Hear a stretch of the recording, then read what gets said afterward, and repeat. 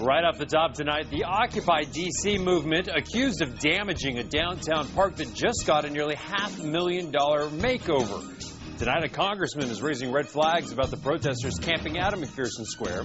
He claims the taxpayer-funded renovations going to waste. He is demanding answers. Fox 5's Will Thomas is working this one now. Will? Hi, Brian. Representative Darrell Issa, the Republican from California who chairs the House Oversight and Government Reform Committee, wants answers, as Brian said, from the Department of Interior. The Interior oversees the National Park Service and Park Police. Issa sent a letter to the Interior Secretary Ken Salazar. The congressman says more than $400,000 in your money, taxpayer stimulus money, was spent last year refurbishing McPherson Square. And he contends demonstrators out there are ruining the park by camping out there, and camping is illegal, against the law there. We took a look for ourselves tonight, and we asked people who live and work nearby what they think. By day, Occupy D.C. is trying to send a message about corporate greed. At night, especially as the temperatures drop, it looks more like a scene out of Yosemite.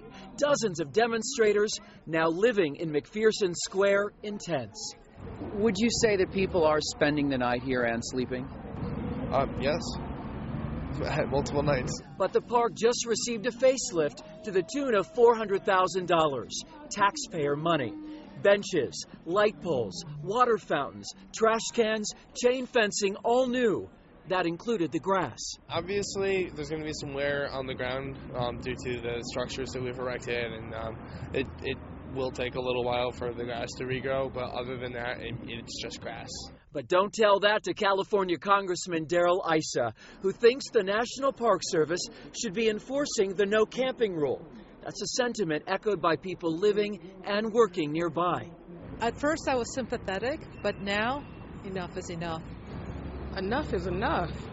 That's an eyesore. The garbage is strewn. They're not taking care of it. They're not respecting the property. This is my neighborhood. He lives here, and Dick Patton is especially fired up at an occupation that's lasted more than 2 months. It used to be our park, used to be a centerpiece of this neighborhood, and it is no longer a friendly or safe place for us to go. There's a flip side, of course, and this tourist from Massachusetts stopped us on the street to articulate his point.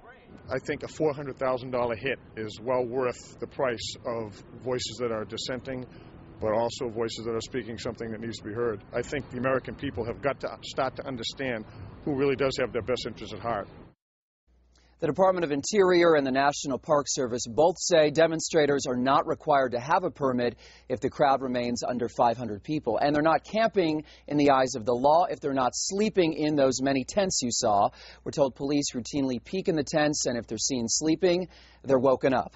Occupiers told me tonight, and you heard from one, they sleep just fine night after night.